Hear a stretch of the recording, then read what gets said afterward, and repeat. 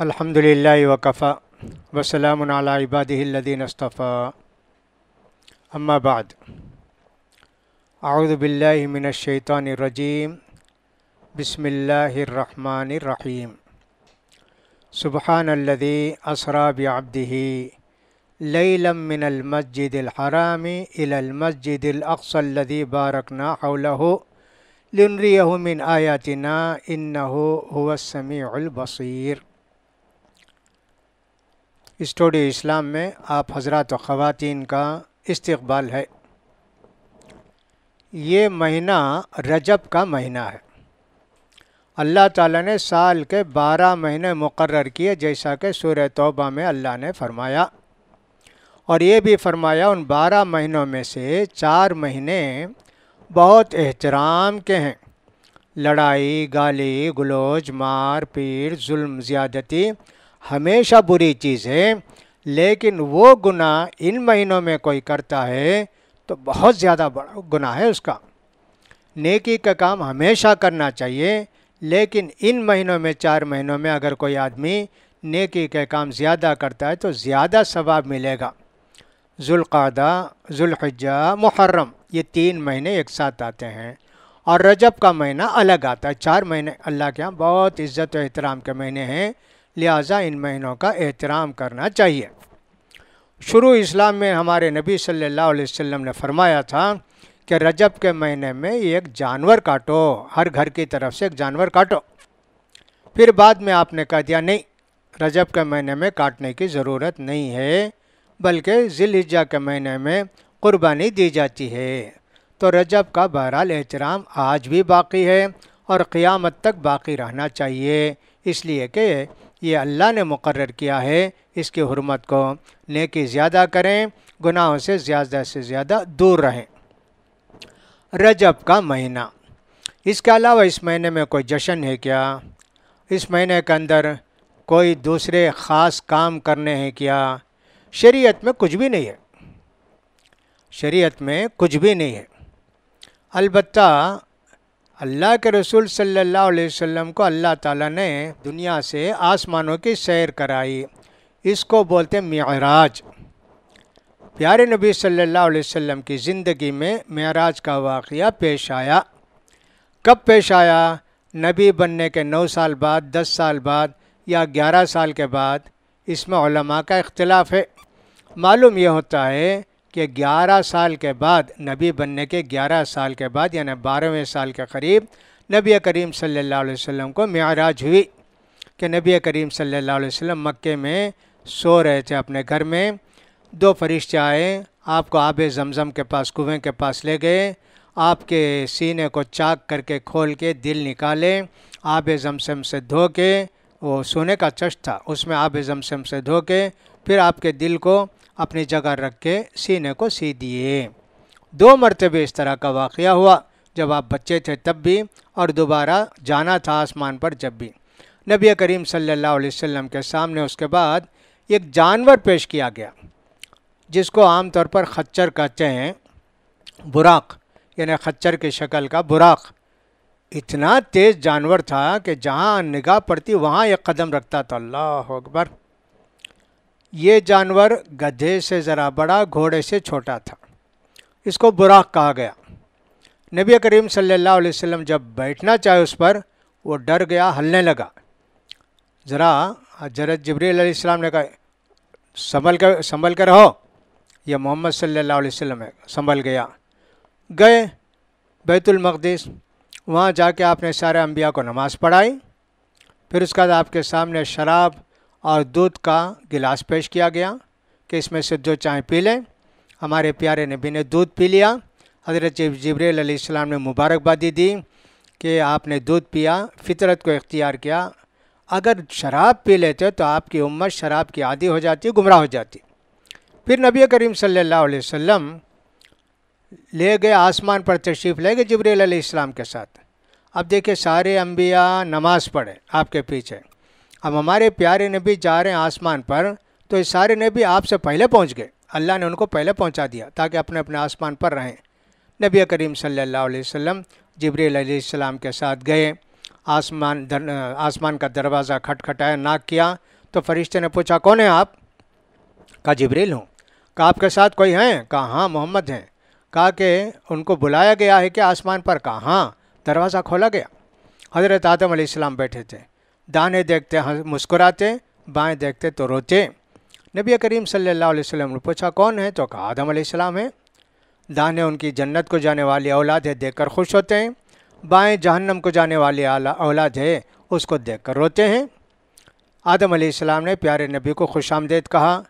फिर उसी तरह के एक आसमान पर गए, अंबिया इकराम से मुलाकात हुई, हज़रत ज़करिया अलैहिस्सलाम से, यूसुफ़ अलैहिस्सलाम से, मूसा अलैहिस्सलाम से, इब्राहीम अलैहिस्सलाम से, हारून अलैहिस्सलाम से, सब से मुलाकात आपकी हुई। एक एक आसमान पर एक एक नबी से मुलाकात हुई। जब आप पहुँचे वहाँ हज़रत इब्राहीम अलैहिस्सलाम के पास, तो आपने इब्राहीम अलैहिस्सलाम ने भी आपको मुबारकबादी पेश की और इस्तकबाल किया। बैत मामूर जैसे काबा है, वैसे ही 7वें आसमान पर एक घर है। हज़रत इब्राहीम अलैहिस्सलाम ने काबे को बनाया तो अल्लाह ताला ने उनको जन्नत में घर बना के रखा है, बैतुल मामूर। उसमें टेक लगाए हुए हज़रत आदम अलैहिस्सलाम बैठे हुए हैं, फ़रिश्ते तवाफ़ करते हैं। एक दिन को 70,000 फरिश्ते तवाफ़ करते हैं, फिर क़यामत तक उनको चांस नहीं मिलेगा, इतने फ़रिश्ते हैं। तो बहरहाल हज़रत जिब्रील अलैहिस्सलाम एक जगह जाकर रुक गए कि इससे आगे मैं नहीं आ सकता। नबी करीम सल्लल्लाहु अलैहि वसल्लम ऐसे जगह पहुँचे, एक बेर का दरख्त था, ऐसा खूबसूरत का वैसा खूबसूरत ना किसी ने देखा, ना कोई उसका वस बयान कर सकता, इतना खूबसूरत। उसका रंग भी बदलता था, पत्ते भी बड़े बड़े थे, और साहब उसके फल भी मालूम होता है कि जैसे घड़ा है ना, हम कहते हैं ना, वैसा एक एक था। तो वहीं गोया सारे आसमान के ज़मीन का कनेक्शन है। वो कौन से अमल जाते हैं, कौन से अमल अल्लाह की तरफ से दुनिया में आते हैं, क्या आते हैं, पूरा गोया समझे एक कनेक्शन का वो था। उसको देखा नबी करीम सल्लल्लाहु अलैहि वसल्लम ने। अल्लाह ताला ने आपको 2 इनाम दिए, एक तो 5 वक्त की नमाज़ें दी, 50 वक्त की देकर उसको 5 वक्त कर दिया, लेकिन सवाब तो 50 नमाज का मिलेगा आज भी। दूसरा, सूरह बकरा की आखिरी 2 आयतें आमन रसूल के अल्लाह के रसूल को मिली। तो ये बड़ा तोहफ़ा अल्लाह ने जो दिया मेराज पर। सारी चीज़ें अल्लाह ने जिब्रील अलैहिस्सलाम के ज़रिए अल्लाह के रसूल को मालूम कराई, जैसे हज है, जैसे ज़कात है, जैसे रोज़ा है। लेकिन नमाज का तोहफ़ा देना हो तो अल्लाह ने अपने पास बुला के वो तोहफ़ा दिया। इसीलिए कहते हैं ना लोग, अस्सलातु मिअराजुल मुमिनीन, नमाज़ पढ़ता है तो गोया बंदा मेराज को याद करता है। उसकी भी तरक्की अगर है तो नमाज ही से। बहरहाल अल्लाह के प्यारे रसूल सल्लल्लाहु अलैहि वसल्लम तशरीफ़ ले गए, ये सारे तोहफ़ा लेकर आए और काफिरों को बताया दूसरे दिन सुबह में कि मैं गया था बैतुल मक़दिस को वापस आया। हैरान हो गए, कहा कि साहब अरे कैसे, हम तो जाने आने में 28 दिन 1 महीना लगता है, तुम कैसे जाके आ गए? 20 दिन से 1 महीना लगता है। कहा कि मैं गया था। साहब काफिर मजाक करने लगे, साहब चलो पागल हो गए, दिमाग ख़राब हो गया, फलां हो गया। कहा जल्दी जाकर अबू बकर को बताओ, ताकि वो जो इन पर ईमान लाए हैं फ़ौरन उनको भी ये ईमान ख़त्म हो जाए उनका भी। जाके हज़रत अबू बकर सिद्दीक़ को बताया तो उन्होंने कहा किसने कहा मोहम्मद कहते हैं कि एक रात में जाके आ गए वो। उन्होंने कहा वो तो रात दिन बताते हैं, जिब्रील अलैहिस्सलाम आए, वही लाए, हम मानते हैं, तो इसको कैसे नहीं मानेंगे? तो अल्लाह के प्यारे रसूल ने उनको सिद्दीक़ का लक़ब दिया, माशा अल्लाह। तो बहरहाल काफिरों ने पूछा, अच्छा गए थे तो कुछ बातें पूछते हैं, बैतुल मक़दिस में ये है वो है, क्या क्या है बताओ। अल्लाह के रसूल तो देखने तो नहीं गए थे वहाँ बैतुल मक़दिस, लेकिन बहरहाल काफिरों ने सवाल कर दिया। बैतुल मक़दिस गए आपके सामने आ गया, सब कुछ देख देख के अल्लाह के रसूल बताते थे। और कुछ और भी निशानियाँ थीं।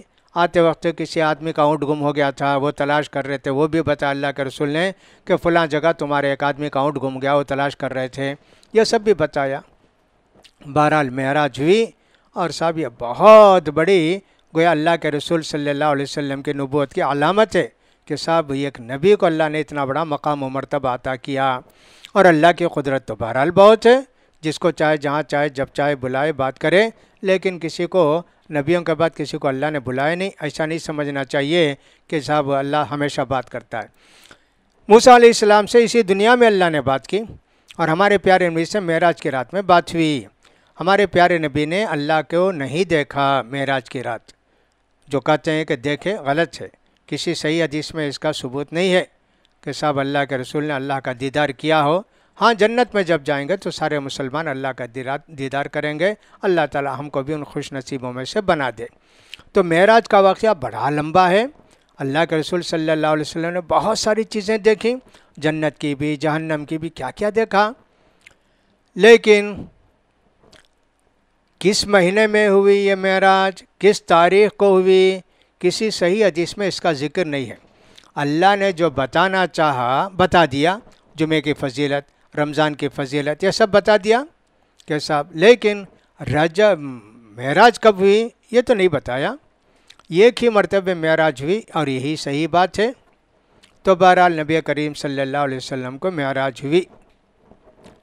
شیعہ میں سے بعض لوگ، بلکہ شیعہ کہتے ہیں کہ اللہ کے رسول کو 120 مرتبہ معراج ہوئی، اللہ اکبر، اور ہر مرتبہ اللہ نے کہا محمد مرنے سے پہلے علی کو خلیفہ بنانا، مرنے سے پہلے علی کو خلیفہ بنانا، وصیت بولتے نا، اللہ نے ہمیشہ وصیت 120 مرتبہ، اللہ اکبر، اتنے معراج ہوئی، اور اللہ تعالی ہمیشہ یاد دلائے محمد صلی اللہ علیہ وسلم کو کہ اے تمہارے بعد علی کو خلیفہ بنا کے آنا، نعوذ باللہ۔ ہم تو عقیدہ یہ رکھتے ہیں کہ ایک ہی مرتبہ معراج ہوئی، کب ہوئی، کس مہینے میں ہوئی، کس تاریخ کو ہوئی، کچھ بول ہی نہیں سکتے، لیکن لوگوں نے رجب کی تاریخ کو مقرر کر لیا کہ یہ معراج کا مہینہ ہے۔ اللہ کے پیارے رسول صلی اللہ علیہ وسلم کو 27 رجب کو معراج ہوئی، اور 22 رجب کو فلاں فاتحہ درتے ہیں، فلاں کرتے ہیں، ایک ہفتہ پہلے، اس کے ایک ہفتے بعد معراج مناتے ہیں۔ پتہ نہیں کیوں مناتے ہیں۔ اگر فرض کر لیں صاحب معراج 27 رجب کو ہوئی تو اس میں منانے کا کیا قصہ ہے؟ رمضان آتا ہے تو کیا مناتے ہیں کیا کہ صاحب رمضان آتا ہے چلو جشن کرو مناؤ؟ کیا طریقہ ہے یہ؟ پتہ نہیں کہاں سے بدعت آ گئی، بہت بڑا گناہ ہے۔ معراج وراج کا واقعہ جو بھی ہے یقیناً معراج ہوئی، نہ تاریخ معلوم ہے نہ مہینہ معلوم ہے، لہٰذا اس میں جشن کیا منائیں گے؟ بعض لوگوں نے لکھا یہ ہے کہ حضرت معاویہ رضی اللہ تعالیٰ عنہ کے انتقال رجب کے مہینے میں ہوا، 4 رجب کو ہوا، 15 رجب کو ہوا، یا 18 رجب کو ہوا۔ ایسے علماء کہتے ہیں کہ صاحب حضرت معاویہ کا انتقال ہوا رجب کے مہینے میں۔ اب شیعہ کے پکے دشمن حضرت معاویہ رضی اللہ تعالیٰ عنہ، اس لیے کہ حضرت معاویہ رضی اللہ تعالیٰ عنہ کی لڑائی ہوئی تھی حضرت علی رضی اللہ تعالیٰ عنہ سے، اور صلح ہوئی تھی حضرت حسن سے، اس لیے شیعہ بہت معاویہ رضی اللہ تعالیٰ عنہ کو برا بھلا کہتے ہیں۔ ان کا انتقال رجب میں ہوا، اس لیے وہ خوشی مناتے ہیں کہ سچ چلو ایک پکا دشمن مرا، اس میں رجب کے مہینے میں خوشی مناتے ہیں۔ آپ کوئی بھی ایک تاریخ مقرر کر لیں، اس میں کیا ہے؟ تو معلوم یہ ہوتا ہے کہ رجب کے مہینے میں خوشی منانا گویا حضرت معاویہ رضی اللہ تعالیٰ عنہ کے انتقال پر خوشی منانا ہے۔ کتنا بڑا گناہ ہے، لہٰذا آدمی کو سوچنا چاہیے کہ صاحب یہ کیا گناہ کر رہے ہیں ہم لوگ، لہٰذا اس کا خیال کرنا چاہیے۔